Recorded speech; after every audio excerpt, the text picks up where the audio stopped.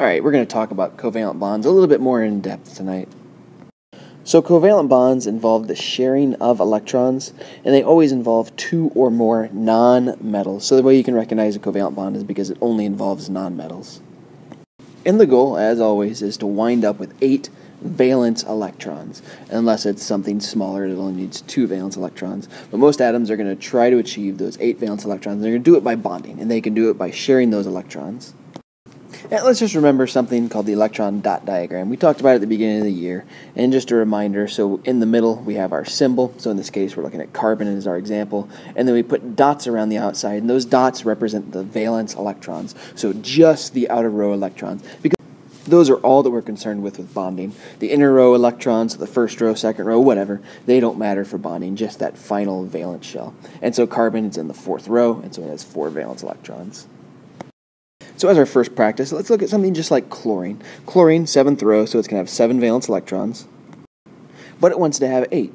And so if we team it up with another chlorine atom, and so this other chlorine atom also has 7 valence electrons, neither one's going to be happy. They both want to have 8 valence electrons. And so what they can do then is actually team up. And so if we put them right next to each other, well, now we see that this chlorine right here has 1, 2, 3, 4, 5, 6, 7, 8 electrons. One of those 8 is coming from this other chlorine. And now this other chlorine, 1, 2, 3, 4, 5, 6, 7, 8. And so this right here in the middle would be 2 shared electrons. And so that's what we mean when we talk about covalent bonds. They're sharing electrons, so they both pool some in the middle, and it gives them both 8 valence electrons. Another way we can symbolize this, the formula would be Cl2, and then the structure would have Cl, and then we draw a line in the middle.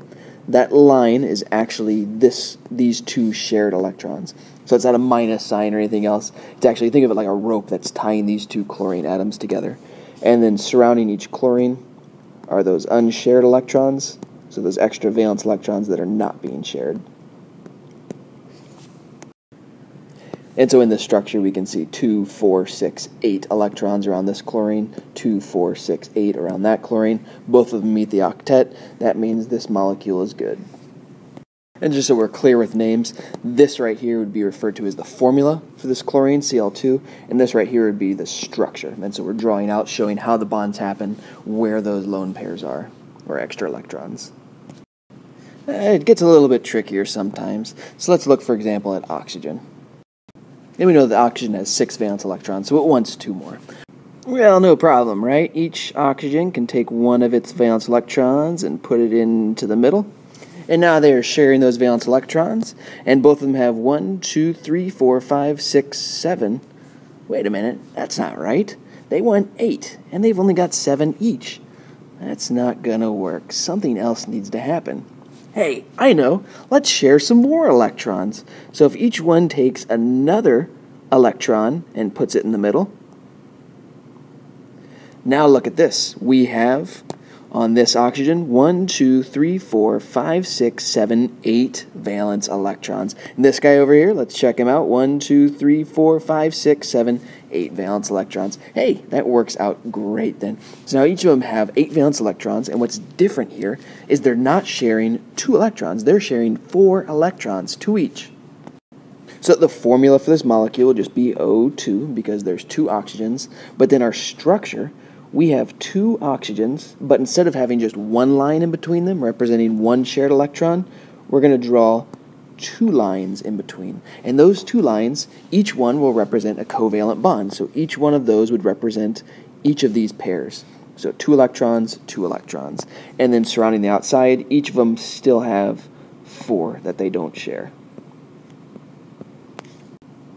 So this is just another way that atoms can achieve stability, by sharing more than just one pair of electrons, sharing 2 pairs, and this is actually called a double bond.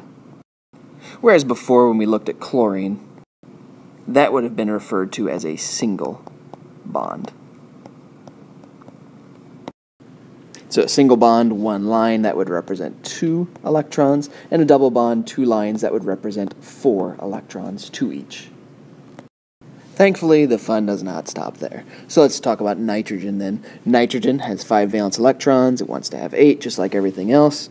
So if we take 1 from each and put it in the middle to share, Well, that's still not going to give us a full octet on either one of those. So let's do the double bond thing. We take one more from each, put it in the middle, and right now we have 1, 2, 3, 4, 5, 6, 7 for each, so that's still not going to work. So we take another one and put it in the middle. That's crazy talk, Mr. Jones. No, I'm serious, guys. They share 6 valence electrons. And when they do that, that's 1, 2, 3, 4, 5, 6, 7, 8. They have their octet now, and they do it by sharing 3 valence electrons. Formula for this guy would just be N2. The structure would be N with 3 lines in between it, each line representing a single bond or a shared pair of electrons. And can you guess what this would be called? We have a single, we have a double. That's right, this would be a triple bond. Alright, so in a nutshell, covalent bonds don't just stop at sharing a single pair of electrons. They can share 2 electrons, they can share 4 electrons, or in the case of a triple bond, they can share 6 electrons. So it's a single, double, and triple bond. And covalent structures, they can take on all different kinds of forms. And so we'll be looking more in depth at these later. But just to kind of give you an idea, it always involves 2 nonmetals, and they're sharing electrons. And so right here we have some single bonds. Right there we've got a triple bond. We've got some double bonds. And it's all to get that octet.